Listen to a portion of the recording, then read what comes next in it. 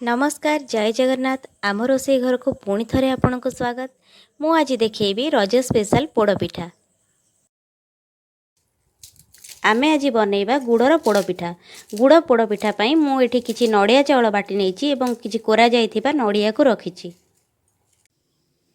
एबे आमे जंतणी पई किछि पानी नेइछे। पानी रे किछि लूण पकई देइछे। पानीटी वर्तमान फुटी गलानी। एथिरे आमे गुड़ को पकई नबा।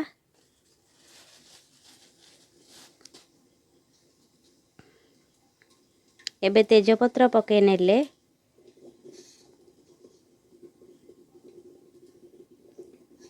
किछि अदा भी पकई नेले गोलमरीच गुंड एवं गुजराती भी पकई नेइछे।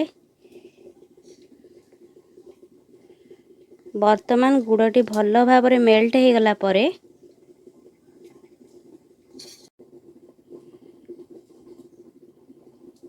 किछि नड़िया भी पकई नेले।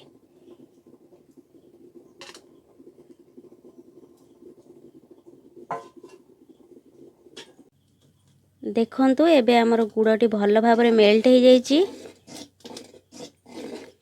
एबे आमे एथिरे आगरु बाटी थिबा पेस्ट को पकई नबा।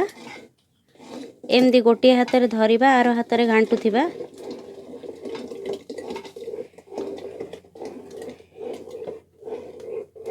एमदी भल भाव फेंटी नबा जेमिति कि हमर तळे लागी न जाए।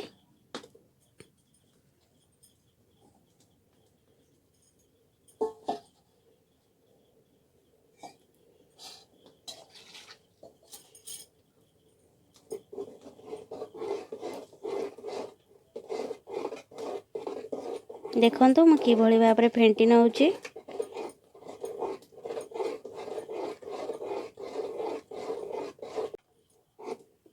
देखंतु एबे आम जंतणी टिके बहळ अंश हेलानी। एही परि भाव आमे ताको घांटी नबा जेमिति कि तळे लागी न जाए।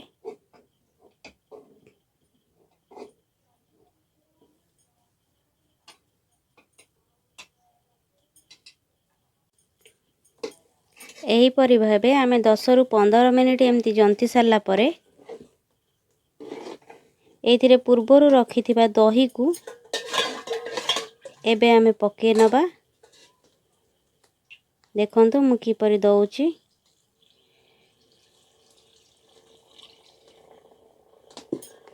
तापरे याको भल भाव पुणी जंती नबा जेमिति कि दहीटी भल भाव मिसी जीवो।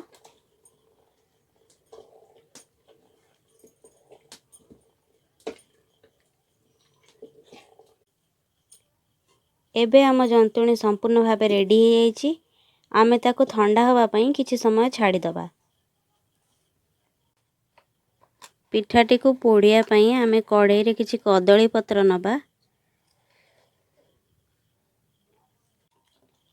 एबे आम जंतुणी संपूर्ण भाव ठंडा हो गला परे आमे ताको कड़ाई को काढी नेइछे एवं भल भाव एमती ताको थापी नबा जेमिति कि पिठाटी खूब गोल होई बाहरिबो।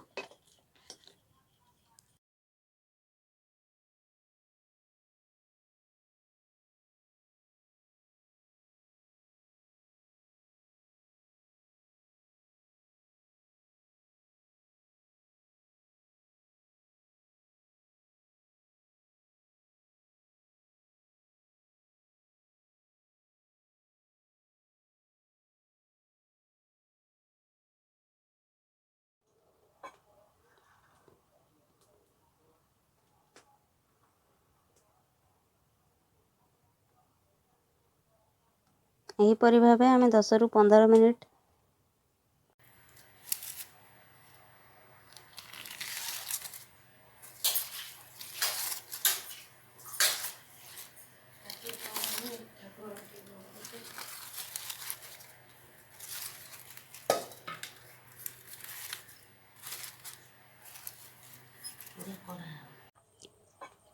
पिठा उपरे आमे भल भाव कदली पत्र कभर कर नेला परे एहा उपरे निया को लदी दबा।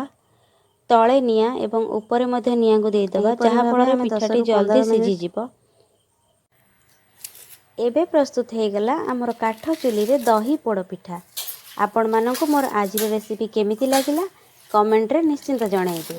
आ घरे मध्य एहाको निश्चिंत ट्राए करिवे। केमिति लागिला मते निश्चिंत भाबरे जणाइबे। आ जेउ माने मो चैनल रे नुआ अछंती दया करे मो चैनल को सब्सक्राइब करि नियंतु जहा फल रे मोर नुआ वीडियो रो नोटिफिकेशन आपणक पाखरे पहुंची परिबो। रहिली जय जगन्नाथ।